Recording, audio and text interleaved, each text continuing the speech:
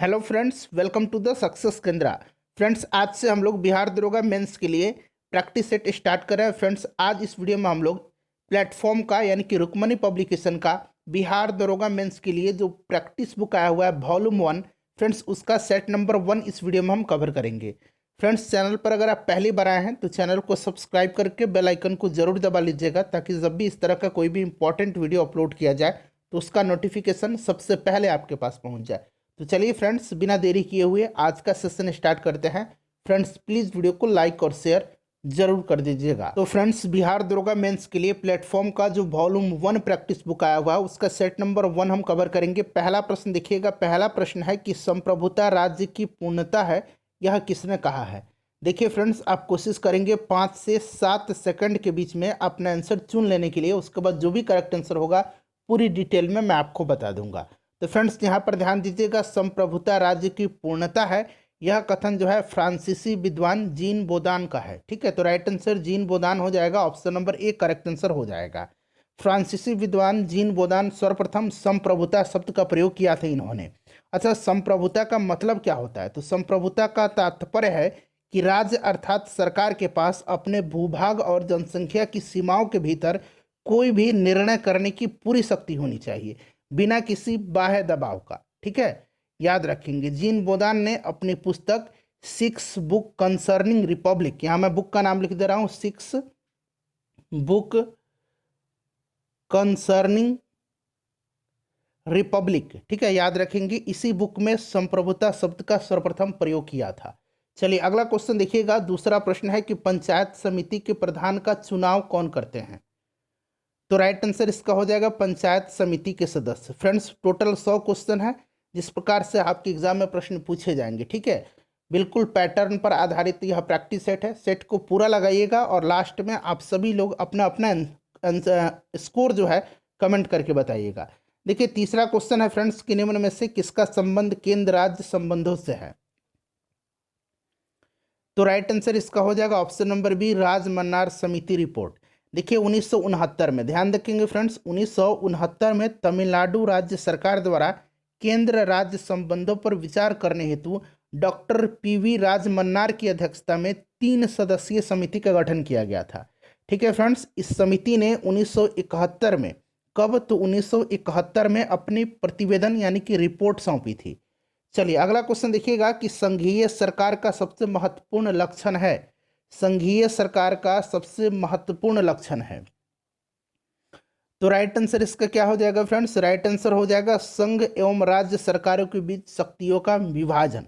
ठीक है, भारतीय संविधान में संघीय प्रणाली कनाडा के संविधान से अपनाया गया है। भारतीय संविधान में गणतंत्रीय प्रणाली फ्रांस के संविधान से अपनाया गया है। तो इसको भी आप साथ साथ ध्यान रखेंगे। चलिए उसके बाद देख लीजिएगा, क्वेश्चन नंबर 5 है कि कल्याणकारी राज्य मूलतः संश्लेषण है।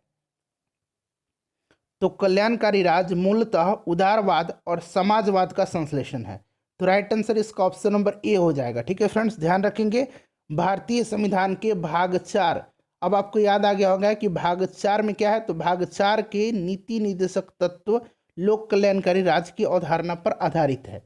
ठीक है, चलिए उसके बाद आगे बढ़ते हैं। क्वेश्चन नंबर 6 हमारा कि संसद में भारतीय राष्ट्रपति पर महाभियोग एक किस प्रकार का प्रक्रिया है, ये आपसे पूछा गया है। तो महाभियोग जो है यह एक अर्ध न्यायिक प्रक्रिया है। तो right answer option number B हो जाएगा। महाभियोग प्रस्ताव संसद के किसी भी सदन में लाया जा सकता है। महाभियोग प्रस्ताव लाने से 14 दिन पूर्व इसकी सूचना राष्ट्रपति को देनी होती है। उसके बाद नेक्स्ट क्वेश्चन देख लीजिएगा कि केंद्र और राज्यों के बीच शक्तियों के वितरण के लिए भारत का संविधान 3 सूचियों को प्रस्तुत करता है। निम्नलिखित अनुच्छेदों में कौन से दो अनुच्छेद शक्तियों के वितरण को विनियमित करते हैं। तो ये कौन सा आर्टिकल है, ये आपसे पूछा गया है। तो ये आर्टिकल आपका 245 है और 246 है। तो option number A right answer हो जाएगा। अनुच्छेद 245 जो है इसमें क्या है, तो 245 के अनुसार संसद संपूर्ण देश के लिए अथवा किसी भाग के लिए तथा विधानमंडल राज्य के लिए अथवा किसी भी भाग के लिए कानून बना सकती है। अनुच्छेद 246 जो है फ्रेंड्स, इसका अनुसार संसद संघ सूची एवं समवर्ती सूची के विषय पर तथा राज्य विधानमंडल राज्य सूची एवं समवर्ती सूची के विषय पर कानून बना सकती है।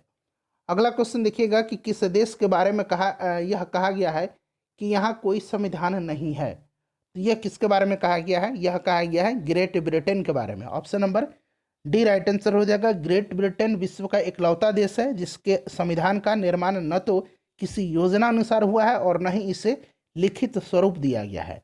विश्व का पहला लिखित संविधान संयुक्त राष्ट्र अमेरिका का है, ये भी आप ध्यान रखेंगे। उसके बाद अगला क्वेश्चन देख लीजिएगा। नेक्स्ट क्वेश्चन है फ्रेंड्स कि निम्नलिखित में से कौन सा विषय भारत में संघ सूची का नहीं है? देखिए नहीं पूछा गया है। तो देखिए शिक्षा का विषय जो है यह संघ सूची का विषय नहीं है। 1976 से पूर्व शिक्षा राज्य सूची का विषय था, ठीक है, लेकिन 1976 से पहले यह राज्य सूची का विषय था। लेकिन 42वां संविधान संशोधन जो हुआ था, 42वां संविधान संशोधन 1976 में, इसके द्वारा शिक्षा को समवर्ती सूची में प्रविष्ट किया गया, ठीक है। तो राइट आंसर इसका शिक्षा हो जाएगा, शिक्षा समवर्ती सूची में है। नेक्स्ट क्वेश्चन देख लीजिएगा कि निम्नांकित में से कौन सा युग्म सही सुमेलित नहीं है? फ्रेंड्स प्लीज़ वीडियो को लाइक कर दीजिएगा और ज़्यादा से ज़्यादा इससे शेयर करेंगे, ठीक है। आप सपोर्ट करेंगे, मोटिवेशन मिलेगा मुझे और मैं कंटिन्यू आपके लिए वीडियो लेकर के आते रहूँगा। तो देखिए इसमें से सुमेलित नहीं पूछा गया है। तो देखिए जवाहरलाल नेहरू की जो पुस्तक है वो आपका डिस्कवरी ऑफ इंडिया है, ग्लिम्पसेस ऑफ वर्ल्ड हिस्ट्री है, मेरी कहानी, ये सभी पुस्तकें हैं। यहाँ देखिएगा मार्क्स, गांधी एंड सोशलिज्म जो है यह पुस्तक अमिताभ भट्ट का है, ठीक है। इसके अलावा राम मनोहर लोहिया के द्वारा भी यह पुस्तक लिखा गया है, तो ये गलत दिया गया, ठीक है। तो right answer option number A हो जाएगा। Ram Manohar Lohia will to power सही है, महात्मा गांधी हिंद स्वराज सही है, कार्ल मार्क्स डास कैपिटल सही दिया गया है। उसके बाद अगला क्वेश्चन देखिएगा कि राज्य के नीति निर्देशक तत्व को सामाजिक क्रांति का दस्तावेज भी कहा जाता है। संविधान का कौन सा अनुच्छेद इसकी ओर इंगित करता है? बताइए। तो देखिए ये कौन सा अनुच्छेद है? यह अनुच्छेद 38 है। अनुच्छेद 38 के तहत लोक कल्याण की अभिवृद्धि के लिए सामाजिक, आर्थिक और राजनीतिक न्याय द्वारा सामाजिक व्यवस्था सुनिश्चित करना और आय, प्रतिष्ठा, सुविधाओं और अवसरों की असमानता को खत्म करने का प्रावधान है, ठीक है। चलिए बाकी अनुच्छेद 49 आपको पता होगा। इसके तहत यह प्रावधान है कि राज्य राष्ट्रीय महत्व के ऐतिहासिक या कलात्मक अभिरुचि वाले स्मारकों या स्थानों का संरक्षण करे। अनुच्छेद 26 जो है फ्रेंड्स, इसके तहत व्यक्ति को धार्मिक एवं मूर्त प्रयोजनों के लिए संस्थाओं की स्थापना और पोषण करने का अधिकार प्राप्त है।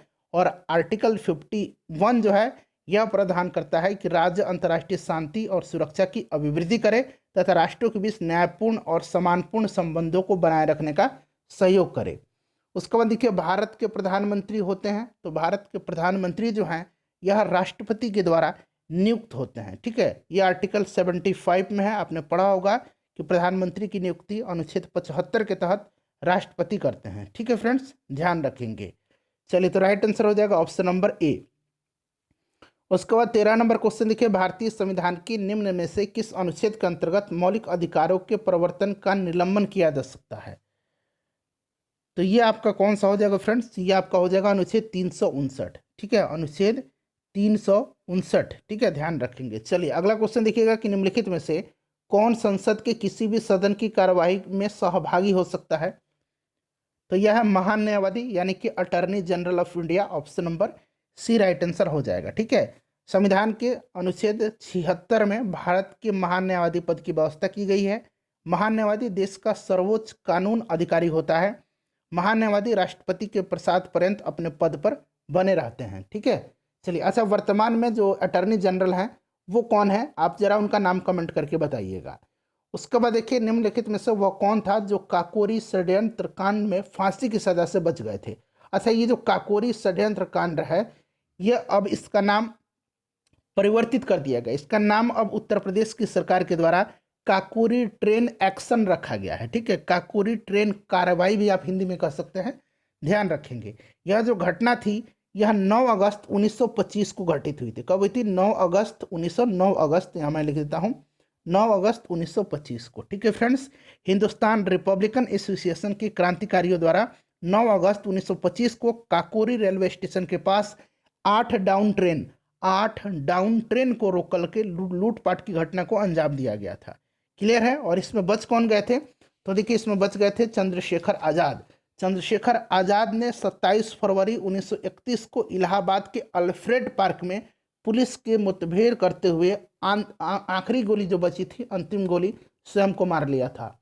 ठीक है, तो राइट आंसर हो जाएगा चंद्रशेखर आजाद। उसके बाद देखिएगा कि हम्पी के स्मारकों का निर्माण किसके द्वारा किया गया था। तो फ्रेंड्स ये किया गया था किसके द्वारा, तो देखिए ये किया गया था विजयनगर साम्राज्य के जो संस्थापक थे हरिहर और बुक्का, जिन्होंने 1336 में विजयनगर साम्राज्य की स्थापना किया था, उन्हीं के द्वारा। तो हरिहर और बुक्का, राइट आंसर ऑप्शन नंबर ये हो जाएगा। ठीक है, विजयनगर साम्राज्य की राजधानी कहाँ थी, तो हम्पी थी। याद रखेंगे कहाँ थी फ्रेंड्स, हम्पी थी। चलिए उसके बाद देखिएगा कि भक्ति आंदोलन के निम्नलिखित नायकों में से कौन इस्लाम से प्रभावित थे। इस्लाम से प्रभावित जो थे वो कौन थे, तो फ्रेंड्स ये थे Namdev. Option number C right answer हो जाएगा, नामदेव। ठीक है, नामदेव ने महाराष्ट्र में भक्ति आंदोलन को लोकप्रिय बनाया था। ये भी आप ध्यान रखेंगे, नामदेव ने वारकरी परंपरा को लोकप्रिय बनाया था, वारकरी परंपरा को। ठीक है, ये भी आप ध्यान रखेंगे। इनमें से कौन उग्र राष्ट्रवाद के उल्लेखनीय नेताओं में से नहीं थे, तो देखिए लाल, बाल और पाल आपने पढ़ा होगा, लाला लाजपत राय, बाल गंगाधर तिलक और बिपिन चंद्र पाल। ठीक है, ये जो तिकड़ी थी यह उग्र राष्ट्रवाद के समर्थक थे, लोकमान्य तिलक नहीं थे। नहीं पूछा गया तो लोकमान्य तिलक राइट आंसर हो जाएगा। सांख्य दर्शन प्रतिपादित किया था, तो सांख्य दर्शन का प्रतिपादन जो किया था ये किया गया था किसके द्वारा, तो कपिल मुनि के द्वारा। Option number C right answer हो जाएगा। ठीक है फ्रेंड्स, उसके बाद अगर आपसे पूछा जाए कि योग दर्शन के प्रतिपादक, तो पतंजलि थे। ठीक है, योग दर्शन के प्रतिपादक पतंजलि थे। न्याय दर्शन के प्रतिपादक गौतम थे। उसके बाद पूर्व मीमांसा के प्रतिपादक जैमिनी थे। ठीक है, पूर्व मीमांसा के। उत्तर मीमांसा के प्रतिपादक कौन थे, वादरायण थे। वैशेषिक दर्शन के प्रतिपादक कनाद या उलुक मुनि थे। ठीक है, सबको याद रखेंगे आप। अगर आपसे पूछा जाए कि सबसे प्राचीन दर्शन कौन सा है, तो ये सांख्य दर्शन जो है सबसे प्राचीन दर्शन है। गुप्त शासकों द्वारा जारी किए गए चांदी के सिक्के कहलाते थे, तो फ्रेंड्स ये क्या कहलाते थे, रुपयक कहलाते थे। रुपयका या रुपयक, ऑप्शन नंबर ए हो जाएगा राइट आंसर। गुप्त शासकों द्वारा जारी स्वर्ण मुद्राओं को दिनार कहा जाता था। स्वर्ण मुद्राओं को क्या कहा जाता था, दिनार कहा जाता था। उसके बाद फ्रेंड्स नेक्स्ट क्वेश्चन देखिएगा। हाँ, अगला क्वेश्चन है हमारा 21 नंबर की, वह इतावली यात्री जिसने विजयनगर साम्राज्य का अत्यंत प्रशंसात्मक विस्तृत वर्णन किया है वह कौन है, तो फ्रेंड्स यह निकोलो कॉन्टी है। कौन है, निकोलो कॉन्टी है। और निकोलो कॉन्टी किसके समय आया था, तो यह आया था देवराय प्रथम के समय, देवराय प्रथम के समय। ठीक है, याद रखेंगे। ठीक है, बारबोसा किसके समय आया था, बारबोसा पुर्तगाली यात्री था, यह कृष्णदेव राय के समय में आया था। चलिए उसके बाद नेक्स्ट क्वेश्चन देख लीजिएगा कि निम्नलिखित में से कौन सा युग्म सही सुमेलित है। सही सुमेलित इसमें से कौन सा युग्म दिया गया है, तो देखिए ये गुरु अर्जुन जो थे, इन्होंने ये सिखों के 5वें गुरु थे और 1604 में इन्होंने आदि ग्रंथ का संकलन किया था। तो ये ऑप्शन नंबर बी जो होगा सही सुमेलित दिया गया है। ठीक है, याद रखेंगे। आदि ग्रंथ में गुरु नानक देव और सूफी संत बाबा फरीद का जो है वचनों का संकलन है। उसके बाद देखिएगा कि जिया तरंग आंदोलन कहाँ प्रारंभ हुआ था। जिया तरंग आंदोलन कहाँ प्रारंभ हुआ था, तो ये मणिपुर में हुआ था। सविना आज्ञा आंदोलन के दौरान मणिपुर में जनजाति समाज के लोगों ने यदुनाग नागा के नेतृत्व में, यदुनाग यहाँ मैं लिख देता हूँ, यदुनाग नागा के नेतृत्व में जो है जिया तरंग आंदोलन चलाया था। और बाद में जिया तरंग आंदोलन को रानी गेंडेलियू ने अपना नेतृत्व प्रदान किया था। ठीक है, तो राइट आंसर हो जाएगा मणिपुर। ऑप्शन नंबर सी हो जाएगा। निम्नलिखित में से कौन सा युग्म सही सुमेलित नहीं है, सही सुमेलित नहीं पूछा गया। तो देखिए फ्रेंड्स ये लॉर्ड कॉर्नवालिस जो था, ये मराठा जो युद्ध हुआ था आंग्ल मराठा, उसमें नहीं था। ठीक है, उस समय कौन था, तो देखिए प्रथम आंग्ल मराठा जो था वारेन हेस्टिंग के समय में हुआ था। दूसरा आंग्ल मराठा लॉर्ड वेलेस्ली के समय में हुआ था। ठीक है, याद रखेंगे। तो right answer option number D हो जाएगा, बाकी जो है सही दिया गया है। ठीक है, चलिए उसके बाद नेक्स्ट क्वेश्चन देख लीजिएगा। और ये देखिए बक्सर का युद्ध कब हुआ था, तो समय याद रखेंगे। बक्सर का युद्ध जो हुआ था फ्रेंड्स ये 1764 में हुआ था। ठीक है, चलिए हेक्टर मुनरो ने इसका नेतृत्व किया था। उसके बाद आंग्ल नेपाल युद्ध लॉर्ड हेस्टिंग के समय, लॉर्ड वेलेस्ली चतुर्थ आंग्ल मैसूरी युद्ध के समय। ठीक है, चलिए तो right answer option number D जो है सुमेलित नहीं है। उसके बाद देखिएगा कि कान्याकुब्ज किस भारतीय शहर का प्राचीन नाम है। तो फ्रेंड्स यह नाम से ही आपको पता चल रहा है कन्नौज। ठीक है, option number C right answer हो जाएगा। कन्नौज जो है यह उत्तर प्रदेश राज्य में स्थित एक शहर है। मौर्य काल में सीता से तात्पर्य है, तो मौर्य काल में सीता से तात्पर्य क्या है? राजकीय भूमि से प्राप्त आय। नेक्स्ट क्वेश्चन देख लीजिएगा कि भारतीय स्वाधीनता संघर्ष से संबंधित निम्नलिखित घटनाओं को नीचे दिए गए कूट से उनकी सही कालानुक्रम में चयन करें। तो सबसे पहले जो घटना हुई थी ये गांधी इरविन समझौता हो जाएगा 5 मार्च 1931, 5 मार्च 1931। ठीक है, उसके बाद अगर हम बात करें तो भगत सिंह की फांसी 23 मार्च 1931, 23 मार्च 1931। ठीक है, भारतीय राष्ट्रीय कांग्रेस का कराची अधिवेशन जो हुआ था ये हुआ था आपका 29 मार्च। ठीक है, 29 मार्च 1931। और द्वितीय गोल में जो सम्मेलन हुआ था ये 7 सितंबर 1931 से लेकर के 1 दिसंबर 1931 के बीच हुआ था। तो right answer option number C हो जाएगा। ठीक है, 4-3-2-1। तालीकोटा का युद्ध लड़ा गया था। अब देखिए ये तालीकोटा का जो युद्ध है ना, तालीकोटा का युद्ध, यह जो युद्ध था विजयनगर साम्राज्य के पतन का कारण था। और यह युद्ध हुआ था 1565 में। कब? 1565 में यह युद्ध हुआ था। ध्यान रखेंगे, इसको राक्षसी तंगड़ी का युद्ध, बनी हट्टी का युद्ध भी कहा जाता है। और एक तरफ इस युद्ध में विजयनगर साम्राज्य था और दूसरी तरफ एक गुट था जिसमें बीजापुर, अहमदनगर, बीदर और गोलकुंडा की संयुक्त सेनाएं थी और अकेले विजयनगर साम्राज्य था एक तरफ। ठीक है फ्रेंड्स, इस युद्ध में विजयनगर साम्राज्य का नेतृत्व सदाशिवराव भाऊ ने किया था। ठीक है, और विपक्षी जो थे 4 राज्य जिसमें संयुक्त सेना थी उसका नेतृत्व बीजापुर के शासक अली आदिल शाह ने किया था। याद रखेंगे आप लोग। चलिए, तो राइट आंसर हो जाएगा विजयनगर साम्राज्य और बीजापुर, अहमदनगर, बीदर, गोलकुंडा की सेना के बीच। तो ऑप्शन नंबर सी हो जाएगा इसका राइट आंसर। रविंद्रनाथ टैगोर को नोबेल पुरस्कार किस वर्ष दिया गया था? तो इनको 1913 में दिया गया था। ठीक है फ्रेंड्स, किस क्षेत्र में? तो साहित्य के क्षेत्र में। और नोबेल पुरस्कार पाने वाले ये पहले भारतीय थे, साथ ही साथ साहित्य में नोबेल पुरस्कार प्राप्त करने वाले पहले एशियाई व्यक्ति थे। अगला क्वेश्चन देखिएगा कि भूदान आंदोलन की शुरुआत हुई थी। भूदान आंदोलन की शुरुआत किसके द्वारा की गई थी? तो विनोबा भावे के द्वारा। विनोबा भावे द्वारा 18 अप्रैल 1951, 18 अप्रैल 1951 को आंध्र प्रदेश के जो पोंचमपल्ली गांव है वहां से इस आंदोलन की शुरुआत की गई थी। तो राइट आंसर आपका हो जाएगा आंध्र प्रदेश राज्य से। ठीक है, और ग्रामोदान आंदोलन अगर पूछा जाए, ठीक है, ग्रामदान आंदोलन, तो ग्रामदान आंदोलन कहाँ शुरू हुआ था? उड़ीसा में। ठीक है, चलिए उसके बाद देख लीजिएगा कि 4D 5P 5F 6P कक्षक घटती ऊर्जा क्रम में, घटती ऊर्जा क्रम में जो व्यवस्थित किया गया है ये आपको बताना है।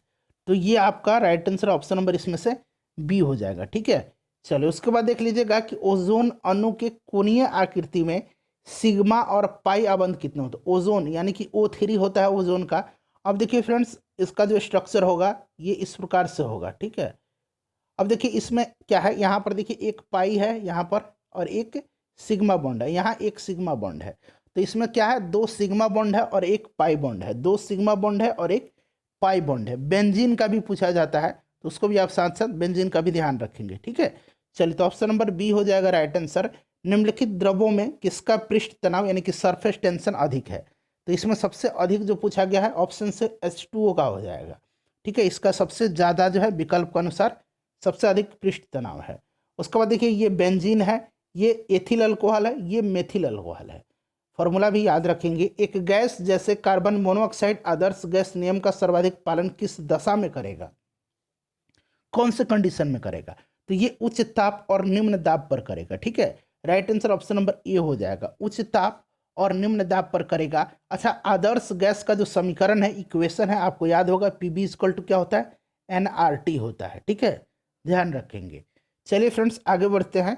अगला क्वेश्चन है कि जल की अस्थायी कठोरता हटाने के लिए प्रयुक्त विधि है, तो यह विधि कौन सी है? यह विधि है क्लार्क विधि। ठीक है, जल में मैग्नीशियम और कैल्शियम के हाइड्रोजन कार्बोनेट या बाइकार्बोनेट की उपस्थिति के कारण अस्थायी कठोरता पाई जाती है। जल को उबाल कर या फिर क्लार्क विधि के द्वारा, ये जो क्लार्क विधि है इसके द्वारा जो है अस्थायी कठोरता को दूर किया जा सकता है। उसके बाद देखिए मिलान करना है। अब देखिए यहाँ पर मिलान करके आपको बताना है। ठीक है, चलिए अब यहाँ पर देखिए सही विकल्प आपको नीचे दिया गया है, वहाँ से आपको चुनना है। एक तरफ पदार्थ है और दूसरी तरफ किस प्रक्रम के द्वारा वो बनाए जाते हैं। तो देखिए सल्फ्यूरिक अम्ल जो है यह किस प्रक्रम के द्वारा बनाया जाता है, तो ये बनाया जाता है संपर्क विधि के द्वारा। स्टील यानी कि इस्पात जो है ये बेसमर प्रक्रम के द्वारा बनाया जाता है।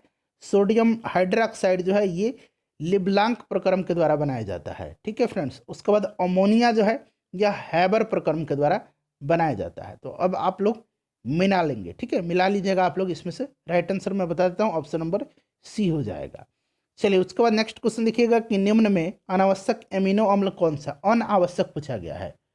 तो अनावश्यक एलानिन है, ठीक है, एलानिन हो जाएगा राइट आंसर। अच्छा आपको पता होगा कि 20 प्रकार के अमीनो अम्ल से मिलकर प्रोटीन का निर्माण होता है।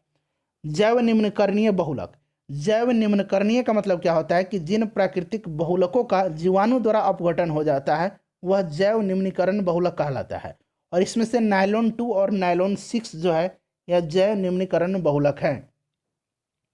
उसके बाद देखिए किस सतह यानी कि किस पृष्ठ का किसी द्रव से गीला होना मुख्यतः निर्भर करता है, किसी सतह का।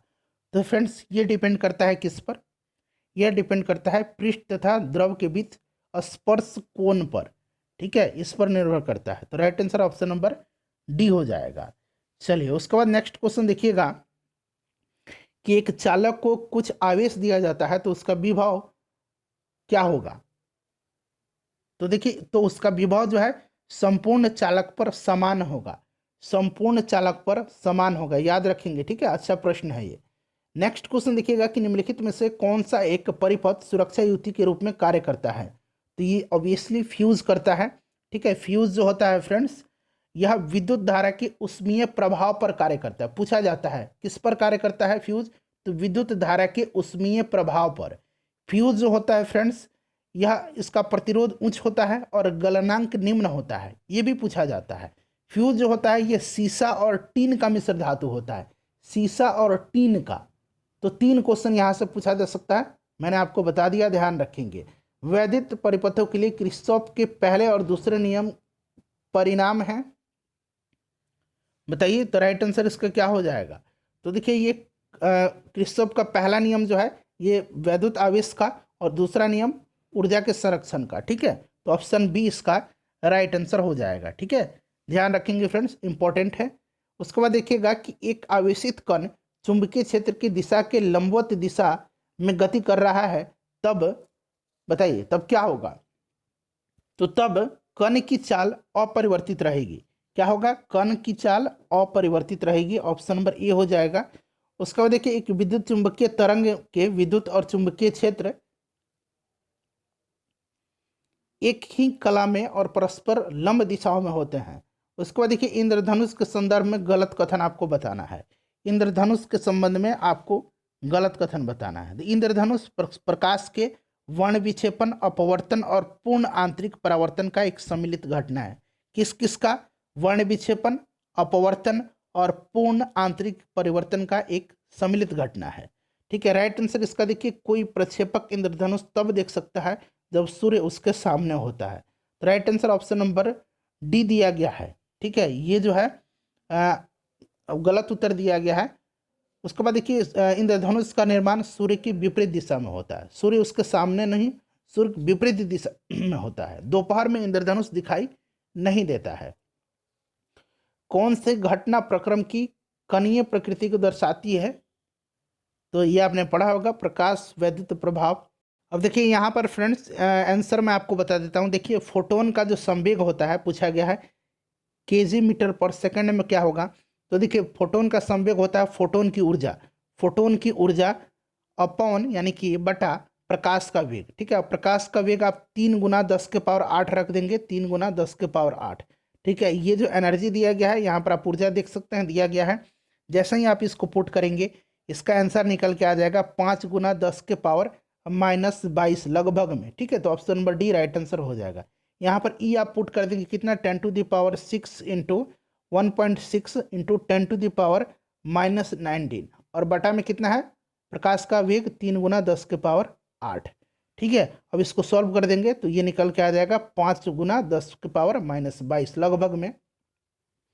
उसके बाद देखिए साउदर्न ब्लॉटिंग द्वारा की जाती है, साउदर्न ब्लॉटिंग। तो देखिए ये जो साउदर्न ब्लॉटिंग है यह डीएनए खंड की पहचान हेतु डीएनए तथा आरएनए प्रोब द्वारा। ऑप्शन नंबर डी हो जाएगा इसका राइट आंसर। ठीक है फ्रेंड्स, चलिए उसके बाद देखिएगा कि विडाल परीक्षण किसकी पुष्टि के लिए किया जाता है। तो विडाल परीक्षण जो है यह टाइफाइड की पुष्टि के लिए। उसके बाद देखिएगा कि न्यूक्लियोसाइड है। न्यूक्लियोसाइड जो है फ्रेंड्स यह जो है यह शुगर और नाइट्रोजन युक्त क्या है, एक क्षार है। तो राइट आंसर इसका हो जाएगा शुगर और नाइट्रोजन युक्त बेस। ऑप्शन नंबर ए दिया गया है यहाँ पर, करेक्ट आंसर हो जाएगा। ठीक है फ्रेंड्स, ध्यान रखेंगे।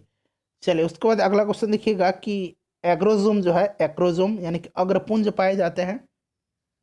तो यह शुक्राणु में पाए जाते हैं, याद रखेंगे शुक्राणु में यह पाए जाते हैं।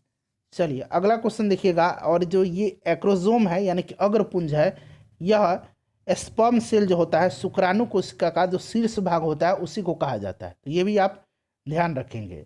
एक्रोजोम का निर्माण जो है यह गोल्जी बॉडी के द्वारा होता है, गोल्जी बॉडी के द्वारा होता है। जुकाम होता है तो जुकाम ऑब्वियसली जो है विषाणु के द्वारा होता है। कौन से विषाणु के, तो राइनो विषाणु के द्वारा। उसके बाद अगला क्वेश्चन देखिएगा कि मुर्राह, सुरती और मेहसाना किसकी प्रजाति है। देखिए जानवरों के जो प्रजाति होते हैं वहाँ से एक प्रश्न पूछा जाता है, तो ये सभी भैंस की प्रजाति है। अगला क्वेश्चन देख लीजिएगा कि निम्न में से कौन कीटभक्षी पौधा है। तो कीटभक्षी पौधा ड्रोसेरा और कौन सा है, नेफेंथिस है। तो यहाँ पर देखिए ड्रोसेरा दिया गया है और नेफेंथिस भी दिया गया है, तो ए और बी दोनों राइट आंसर हो जाएगा। ठीक है, एक पारिस्थितिक तंत्र के वाहक बल है। तो ये जो वाहक बल है ये सनलाइट है, तो यानी कि सूर्य की ऊर्जा हो जाएगा। उसके बाद देखिएगा कि एबिसिनिया राइजोफोरा एम एट्रिप्लेक्स क्या है। तो फ्रेंड्स ये जो है यह एक हेलोफाइट है। Halophyte option number B right answer हो जाएगा। हेलोफाइट उन पादपों को कहा जाता है जो उच्च लवण युक्त जल में पैदा होता है। ठीक है फ्रेंड्स, याद रखेंगे। भारतीय मुद्रा बाजार के अंतर्गत निम्नलिखित नहीं है। कौन सा नहीं है भारतीय मुद्रा बाजार के अंतर्गत इसमें से। तो फ्रेंड्स ये आपका हो जाएगा भारतीय औद्योगिक विकास बैंक। ठीक है, आईडीबीआई। आईडीबीआई बैंक जो है फ्रेंड्स इसकी अगर बात करें स्थापना कब हुई थी, तो जुलाई 1964 में की गई थी। ठीक है, कब की गई थी, जुलाई 1964 में की गई थी। चलिए उसके बाद नेक्स्ट क्वेश्चन देख लीजिएगा कि यदि मांग की आय लोच अधिक हो तो क्या होगा। तो इस कंडीशन में क्या होगा फ्रेंड्स, तो कर की दरों को बढ़ा देना चाहिए। राइट आंसर क्या हो जाएगा, तो कर की दरों को बढ़ा देना चाहिए। उसके बाद देखिएगा कि हरित सकल राष्ट्रीय आय है। हरित सकल राष्ट्रीय आय जो है फ्रेंड्स यह क्या है, तो हरित सकल राष्ट्रीय आय में पर्यावरण क्षरण का लेखा भी किया जाता है। तो राइट आंसर इसका क्या हो जाएगा, पर्यावरण क्षरण का लेखा भी किया जाता है। उसके बाद देखिएगा कि भारतीय अर्थव्यवस्था में रिजर्व मुद्रा बढ़ेगी यदि, रिजर्व मुद्रा बढ़ेगी यदि रिजर्व बैंक के पास शुद्ध विदेशी मुद्रा भंडार बढ़ जाए। शुद्ध विदेशी मुद्रा भंडार बढ़ जाए, ऑप्शन नंबर सी हो जाएगा। उसके बाद देखिएगा कि चतुर्थ पंचवर्षीय योजना की अवधि क्या थी। तो चतुर्थ पंचवर्षीय योजना की अवधि 1969 से लेकर के 74 तक रही थी। ऑप्शन नंबर ए हो जाएगा राइट आंसर। ठीक है फ्रेंड्स, इस योजना में कृषि तथा सिंचाई क्षेत्र में प्राथमिकता से शामिल किया गया था। 14 बैंकों का राष्ट्रीयकरण भी इसी योजना के दौरान 1969 में किया गया था। ध्यान रखेंगे, निम्नलिखित में से कौन सा युग्म सही सुमेलित नहीं है। सही सुमेलित नहीं पूछा गया है। तो देखिए इसमें से right answer option number B हो जाएगा, ब्रिक फिल्डर। ठीक है, फ्रांस जो दिया गया ये सही सम्मिलित नहीं है। ब्रिक फिल्डर जो है ये आपका ऑस्ट्रेलिया की गर्म स्थानीय पवन है। बाकी देखिए सभी पवन दिया गया है, तो ब्रिक फिल्डर जो है ये ऑस्ट्रेलिया की गर्म हवा है। अगला क्वेश्चन देख लीजिएगा कि पोर्ट ब्लेयर स्थित है।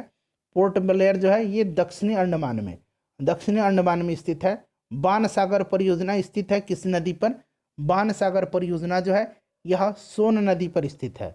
राइट आंसर सोन नदी हो जाएगा, ऑप्शन नंबर बी हो जाएगा। ठीक है फ्रेंड्स, चलिए अगला क्वेश्चन देखिएगा कि भारत में अरावली पर्वत का निर्माण हुआ था। भारत में अरावली पर्वत का निर्माण कब हुआ था, तो कैलिडोनियन युग में हुआ था। कैलिडोनियन युग राइट आंसर हो जाएगा आपका, कैलिडोनियन युग में। Option number A right answer हो जाएगा। ठीक है फ्रेंड्स, ध्यान रखेंगे। अरावली पर्वत विश्व की सबसे प्राचीनतम पर्वत है। यह गुजरात के पालनपुर से प्रारंभ होकर राजस्थान होते हुए दिल्ली तक फैली हुई है। चलिए उसके बाद अगला क्वेश्चन देख लीजिएगा, नेक्स्ट क्वेश्चन है कि कौन सा युग्म सही सुमेलित नहीं है। इसमें से बताना है कि कौन सा सही सुमेलित नहीं है। तो देखिए ये जो पोटवार है ये कुमायूं हिमाचल जो दिया गया है, कुमायूं हिमालय यहाँ पर बना ली, हिमालय, ठीक है, हिमाचल नहीं, कुमायूं हिमालय, कुमायूं हिमालय ये सम्मिलित नहीं दिया गया। पोटवार का पठार जो है पाकिस्तान के पंजाब प्रांत में रावलपिंडी और झेलम के बीच विस्तृत है, ठीक है, तो ये पाकिस्तान में हो जाएगा, ये गलत दिया गया है। उसके बाद देखिए निम्नलिखित में से किसने पर्यावरण की तुलना यातायात पुलिस से की थी। किसने किया था? तो फ्रेंड्स ये किया था टेलर ने, टेलर ने किया था, याद रखेंगे। टेलर के अनुसार किसी देश के लिए सबसे उत्तम आर्थिक कार्यक्रम प्रकृति द्वारा अधिक भाग में नियंत्रण का अनुसरण करना होगा। निम्नलिखित में से कौन सा एक, ये अलग अलग है, कौन सा एक समुद्री बंदरगाह नहीं है? समुद्री बंदरगाह इसमें से कौन सा नहीं है? तो राइट आंसर इसका ओखला हो जाएगा, ठीक है। ओखला एक औद्योगिक क्षेत्र है जो कहाँ पर है? तो उत्तर प्रदेश में है, ठीक है। चलिए उसके बाद नेक्स्ट क्वेश्चन देखिएगा कि निम्नलिखित में से कौन सा एक राज्य मदई, मंदोई एवं महादायी नदियों से संबंधित नहीं है? नहीं पूछा गया है,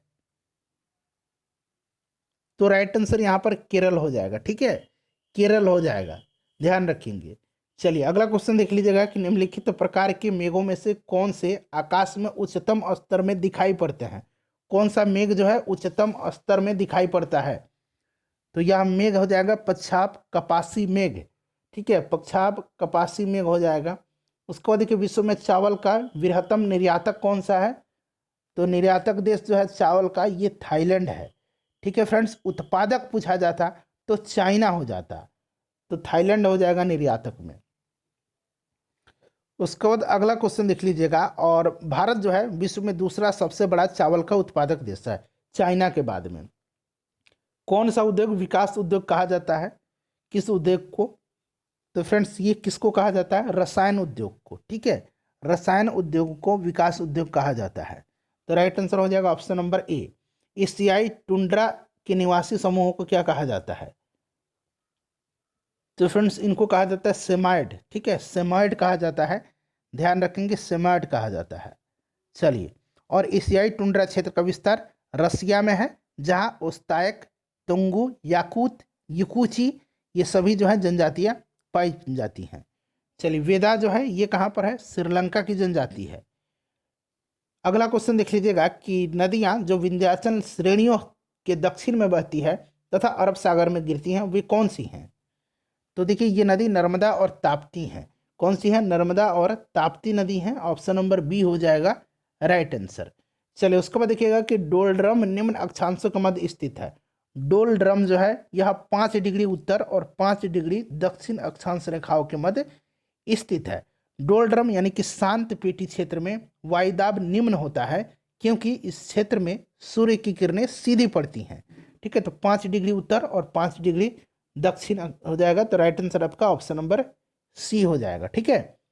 चलिए उसके बाद देखिए पृथ्वी से सूर्य की औसत दूरी कितनी है? पृथ्वी से सूर्य की औसत दूरी जो है अगर हम किलोमीटर में बात करें तो ये कितना है? 14.96 करोड़ किलोमीटर, ठीक है, किलोमीटर में। वहीं अगर हम माइल में बात करते हैं तो माइल में लगभग जो कितना हो जाएगा? 930 लाख मील हो जाएगा, 930 लाख मील हो जाएगा माइल में अगर हम बात करते हैं। तो करोड़ में भी आप याद रखेंगे, किलोमीटर में 14.96 करोड़ किलोमीटर। उसके बाद देखिए दुनिया का सर्वश्रेष्ठ पर्यटन गांव पोंचमपल्ली किस राज्य में स्थित है? जो करंट में चर्चित जो स्थान है वो आपसे पूछा गया, करंट का क्वेश्चन भी पूछा जाता है। तो देखिए पोंचमपल्ली आंध्र प्रदेश में है। उसके बाद देखिए भारत का पहला मानवयुक्त महासागर मिशन कौन सा है? तो फ्रेंड्स ये समुद्रयान है। ई अमृत पोर्टल संबंधित है। देखिए ई अमृत पोर्टल लॉन्च कब किया गया था? तो नवंबर 2021 में किया गया था, ठीक है, नवंबर 2021 में किया गया था। और इसका संबंध जो है इलेक्ट्रॉनिक वाहन जागरूकता से है, ठीक है, इलेक्ट्रिक वाहन, ई वाहन जागरूकता से, इलेक्ट्रिक वाहन की जागरूकता से। देखिए COP26 शिखर सम्मेलन का आयोजन कहाँ किया गया था? तो फ्रेंड्स ये किया गया था ग्लासगो में। और COP27 का आयोजन कहाँ किया जाएगा? तो इसका आयोजन इजिप्ट में किया जाएगा, मिस्र में किया जाएगा। उसके बाद देखिएगा फ्रेंड्स मैथ के क्वेश्चन है, कह रहा है कि 2.5 दर्जन सेबों का क्रय मूल्य 300 रुपया है, प्रत्येक सेब को 15 रुपये में बेचा गया। अब देखिए 2.5 दर्जन यानी कि 12 दूना 24 और 34, 30 का मूल्य कितना है, 300 रुपया है। तो अब इसलिए एक का मूल्य कितना हो जाएगा, एक का मूल्य कितना हो जाएगा, 10 रुपया हो जाएगा। अब क्या होगा कि अब इसको एक को 15 में बेचा गया है, तो 30 है तो 15 तिया 45, 450 में बेचा गया है। अब आपसे लाभ प्रतिशत पूछा गया है, तो 300 में खरीदा गया, 450 में बेचा गया, तो लाभ प्रतिशत आप निकाल लीजिएगा। 150 का लाभ हुआ है, CP 300 है, गुना 100 हो जाएगा। 2 जीरो से 2 जीरो कट गया, 3 पच्चीस कितना हो गया, 15 हो गया, यानी कि कितना का, 50% का। तो इस तरह से आप आसान क्वेश्चन है, सॉल्व करेंगे सबको, मैं हिंट देते चलूंगा, ठीक है। इसमें पूछा गया है कि आपका ए का मान कितना है, ये वाला एंगल का मान पूछा गया, तो इसका मान मैं आपको बता देता हूँ, 115 डिग्री हो जाएगा। ऑप्शन नंबर डी जो होगा इसका करेक्ट आंसर हो जाएगा, ठीक है। उसके बाद देखिए यहाँ पर पूछा गया है कि 2 साल में 5% वार्षिक ब्याज के दर से चक्रवृद्धि ब्याज और साधारण ब्याज का बीच का अंतर दिया गया है।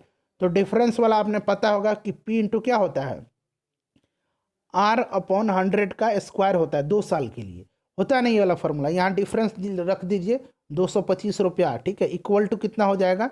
यहाँ पर देखिए प्रिंसिपल आपको पूछा गया मूलधन, ये आप निकाल लीजिएगा। रेट दिया गया है 5% बटा 100 और 2 साल के लिए था, तो इस तरह से ये फॉर्मूला पर आप पुट कर देंगे और आंसर निकाल लीजिएगा। 90,000 इसका आंसर निकल के आएगा, ठीक है।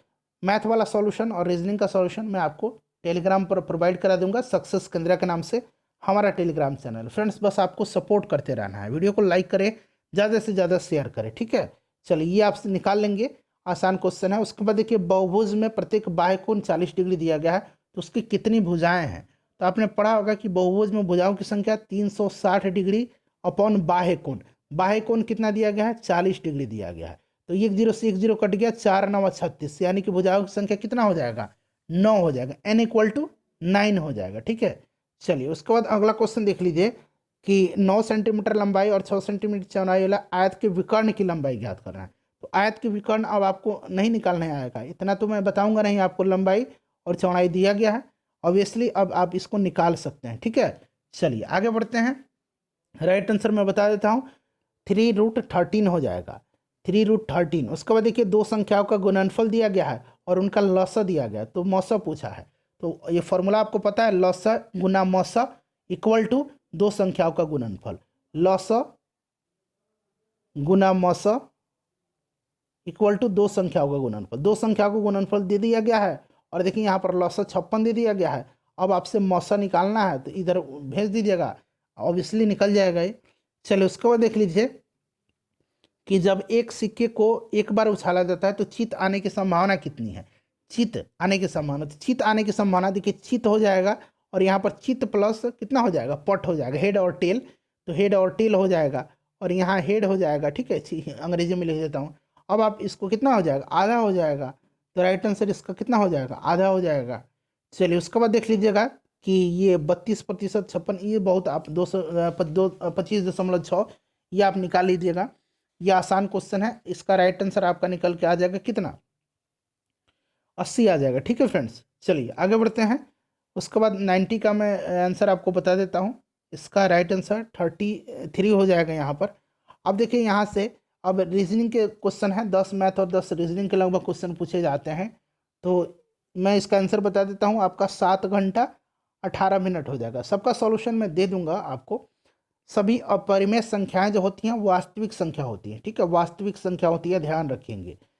इसका आंसर आप निकाल सकते हैं। राइट आंसर इसका हो जाएगा 2 सही 56/99, तो 2 सही 56/99 हो जाएगा। उसके बाद देखिए फ्रेंड्स, इसका आंसर मैं आपको बता देता हूँ, इसका जो आंसर आपका आ जाएगा ये आपका दक्षिण आ जाएगा, ठीक है। उसके बाद देखिए इसका भी आंसर मैं बताता हूँ आपको, इसका जो आंसर आ जाएगा वो निकल के आ जाएगा, ऑप्शन नंबर ए हो जाएगा। उसके बाद देखिए राधा अभिनव के पुत्र की बहन है, तो राधा का अभिनव से क्या संबंध है बताइए। तो देखिए ये जो है फ्रेंड्स पोती हो जाएगा, ऑप्शन नंबर सी हो जाएगा। उसके बाद 97 नंबर क्वेश्चन देखिए, ये पैटर्न में जो मिसिंग नंबर है वो बताना। अब यहाँ पर देखिए 7 और 3 10 हो जाएगा, हो जाएगा ना, प्लस कीजिएगा, 10 दूना 20 हो जाएगा, 7 5 12 हो जाएगा, 12 दूना 24 हो जाएगा। उसी प्रकार 16 4 20 हो जाएगा और 20 गुना 2 40 हो जाएगा, ठीक है। उसके बाद देखिएगा यहाँ पर गार्लिक को लिखा गया है 112, तो क्लॉक को किस प्रकार लिखा जाएगा। अब देखिए फ्रेंड्स यहाँ पर गार्लिक जो है ना, जी का जो अपोजिट वैल्यू है, विपरीत अक्षर का मान, जी का अपोजिट जो अक्षर है उसका मान यहाँ पर पुट कर देंगे। तो जी का कितना है, जी का अपोजिट वैल्यू का मान 20 हो जाएगा। उसी प्रकार से ए का 26 हो जाएगा। एक का ए होता है तो अपोजिट कौन सा है, जेड है, तो जेड का 26 हो जाएगा। इस प्रकार से सबको जोड़ देंगे 112 हो जाएगा। सेम उसी प्रकार का सी का अपोजिट का वैल्यू रख दीजिए, फिर उसी प्रकार से एल का अपोजिट का वैल्यू रख दीजिए और जोड़ दीजिए, 91 आ जाएगा। उसके बाद देखिए 99 का जो करेक्ट आंसर हो जाएगा वो, आप लोग इसको वीडियो को पॉज कर लीजिएगा और इसको आप लोग एक बार सॉल्व कीजिएगा, ठीक है। राइट आंसर इसका मैं आपको बता देता हूँ, ऑप्शन नंबर ए हो जाएगा, ठीक है। 100 का भी आपको मैं आंसर बता देता हूँ। 100 का जो आंसर आ जाएगा वो आपका ऑप्शन नंबर ए हो जाएगा, बुधवार, ठीक है, ध्यान रखेंगे। तो इस प्रकार से फ्रेंड्स पूरा 100 क्वेश्चन हम लोगों ने सॉल्व कर लिया है। अपना स्कोर कमेंट करके बता दीजिएगा। मैथ और रीजनिंग का और हिंदी वाला जो है, हिंदी का जो सेगमेंट है 100 क्वेश्चन रहेगा, ये सभी मैं आपको टेलीग्राम पर उपलब्ध करवा दूंगा। वीडियो को लाइक और शेयर कर दीजिए।